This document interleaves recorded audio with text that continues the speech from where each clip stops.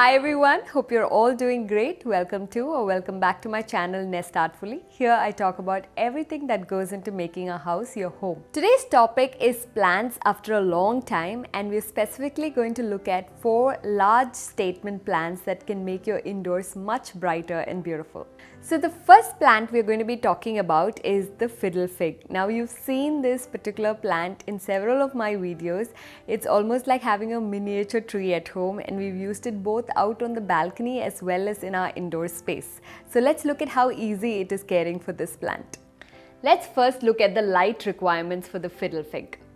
The Fiddle Fig loves bright indirect light. You can even in some places get away with putting it out in direct light, especially if you're living on the ground floor with some amount of taller trees providing some kind of shade. But if you're living in an apartment or in any other sort of structure where the direct light is scorching bright, then this plant prefers to be indoors in a bright indirect sunlight spot. Let's now talk about the watering requirements. Like with light, Fiddle Fig is also a little temperamental when it comes to improper watering. So you'll really have to get this one right. Now, I water this plant once a week, but that really depends on your location and how much sunlight it gets, and of course how much water your plant itself seems to like. Look for cues such as the soil drying and of course for the leaves going brown or getting any sort of burnt spots. Now with the soil, it's useful to take any sort of a long stick like a popsicle stick or a chopstick and then go beyond 2 inches of the soil from the surface and then pull it out to touch and see if the soil within is moist. If it's moist, avoid watering. If it's getting on the drier side, then you can go ahead and water. The third thing that we're going to talk about is of course nutrition. And for this particular plant, the Fiddle Fig, it's foliage heavy, so it's really good to fertilize it. You can go for a slow release fertilizer once in 3 months, and you can top it up with plant tonics such as the seaweed solution or even fish emulsion once in a while. In terms of maintenance, these large gorgeous leaves tend to gather a lot of dust over time, so it makes sense to get a wet cloth and wipe these leaves down once in a while to have this plant thrive. When it comes to propagating this plant, it is definitely possible by just taking some stem cuttings. All you have to do is remove any excess leaves, just leaving 1 or 2 leaves, and then put it in soil, or you can even do water propagation, though I prefer soil, and in a couple of weeks you should have the plant take roots. The next plant we're going to be talking about is the Ficus elastica, or commonly called the rubber plant. Now this comes in a couple of varieties, and depending on the variety you'll see a difference in the foliage. I have the Ficus burgundy here, but if you go for varieties such as ruby, you will see paler leaves with reddish flecks in them. That's again gorgeous, so you can take your pick, but when it comes to care, they're pretty much the same. Now let's talk about light requirements. When it comes to light requirements, this plant really likes sunlight, and be it in direct bright sunlight or even direct sunlight, I've seen this plant grow well in both conditions. But do not keep it in a dark or very shaded part of your home. They will not put out too many new leaves and thrive in that sort of a location. So light is a definite must for it. Good light, good bright light is a definite must for it. When it comes to watering requirements, this plant can go through periods of not being very well watered, but you will see the tips of these gorgeous leaves drying out. So it's something to definitely watch out for, and you don't have to be worried about overwatering. About 3 to 2 times a week for sure you can water out your rubber plant. It does drink quite a bit of water, especially in hot locations. Root rot is not a very common problem with this plant, unlike with Fiddle Fig, where you have to be careful about how much you water because root rot is definitely a concern there. This plant is quite easy to take care of. When it comes to nutrition, once again, like the Fiddle Fig, this is a foliage heavy plant, so you want to look into the type of fertilizers that are good for foliage heavy plants, and you can do so by opting for a slow release fertilizer and top it up once every 3 months. Now you can supplement this with other plant tonics or even organic compost soil that you can top up on the existing soil. Like with the Fiddle Fig, you will want to occasionally wipe down your rubber plant's leaves because they are big and again collect a lot of dust. So if you want them to thrive, it's best to give them a wipe down once in a while. Overall, this plant is extremely easy to care for, and because of its gorgeous foliage and even structurally in terms of height, they grow pretty tall even in pots, so they are great additions for your interior spaces. So the next plant we're going to be talking about is the fan palm. Now there are several varieties of palm, and of course they give a lovely lush tropical look to the indoor spaces. I have the fan palm here, which have these broad gorgeous leaves, so they look very lush and beautiful. So let's look at the light requirements. When it comes to light, compared to the previous two plants that I spoke of, this one is the most sensitive. It does not like bright, scorching sunlight, and the leaves will easily burn if kept in that sort of an environment. It does prefer to be in a more shaded location, and this particular plant of mine has been in the balcony, but it would prefer to be indoors more so.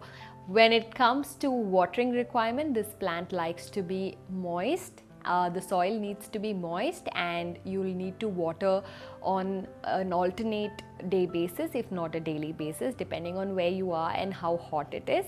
If it has been allowed to dry out, the soil has been allowed to dry out, you will immediately see that in terms of the leaves drying out and having sort of burns like lighter brown on the leaves, even in the center portion or on the fringes. So to avoid this, you will have to keep it, one, in an area where there is no scorching sunlight, and two, you will have to keep the soil moist. When it comes to fertilizer, like with the previous two plants, once again a foliage heavy plant, so opting for a fertilizer that works best for foliage heavy plants will be a good choice. And of course you can always go for solutions that are organic like compost, and it will do well. When it comes to maintenance, there's some little maintenance that you can do, such as when the old leaves dry, you can cut away and make space for the new leaves to grow. Also, when you pour water, do so from the center of the plant, because this has like a ball root system, so you don't want the water to be sitting in parts of the soil where the main root isn't, so you can pour right at the center of the plant. One good thing about the palm is that it's typically infestation and bug resistant. In my own experience with several varieties of palm, including the fan palm here, I haven't experienced too many issues such as with bugs or any other bacterial or fungal infection, so that's a pretty good thing. The last plant I'm going to be talking about is the Monstera deliciosa. Now this plant really took off in terms of its social media popularity a couple of years ago, and a lot of gorgeous homes are made even more beautiful by its stunning presence. The leaves, of course, steal the show. They are gorgeous, and the fenestrations make them look so unique. Now in the wild, these plants are like vines, and they grow on larger trees, and they can get impressive both from a height as well as the breadth of the leaf itself. But at home you will usually see them smaller. Of course, I've also seen some cultivars where the leaves can get impressively large even when it's grown in a pot. But of course, I have the Monstera deliciosa here, and in terms of maturity, it's somewhere in the in-between stage. It's not grown from sapling. It seems to have been propagated via cuttings from a more mature plant, because I received mine with fenestrations already in place. Fenestrations are the breaks in leaves, and as they mature, you will see various levels of fenestrations appear, like the holes in the leaves along the center line pretty much appear at the end of its maturity. So my plant isn't that mature yet. Now when it comes to the light requirements, the plant is quite fuss free in my opinion. It survives even in a more shaded location indoors, but it does not like direct sunlight. The leaves will burn and usually develop like these yellow spots. Of course, if your plant has been accustomed, which it can be, this plant can be slowly accustomed to direct sunlight as well, but you'll have to do that slowly and carefully. When it is accustomed to indoor sunlight, then you'll have to keep it indoors. I had to switch it in a couple of locations to find the perfect spot for it, and it does best here. When it comes to watering requirements, this plant is again fuss free. I felt that among the 4 plants we spoke of, the rubber plant and of course the Monstera deliciosa is the most fuss free when it comes to both light and water, and these are 2 key things for anybody who is beginning on their plant care journey to get easily right. So watering it, again I follow a once a week watering schedule, but depending on where you live and how hot or how quickly the soil dries out, you can even probably water it twice a week. Now when it comes to nutrition, once again a foliage heavy plant like the Monstera needs its dosage of regular fertilizing. So I go for a slow release fertilizer because that way I can avoid doing it every month or so. So I put it once in 3 months and just let it do the work, and of course keep a reminder for the next round of fertilizers. And of course when it comes to maintenance, there's really nothing much to do. There's no real pruning or anything required, but as your plant grows lanky, it can tend to sort of lean forward and fall over because it's a vine. It does need some amount of support. So as it grows lush and big, you can get in a support system like a moss pole, or you can create your own like a wire work system which will help the plant thrive better.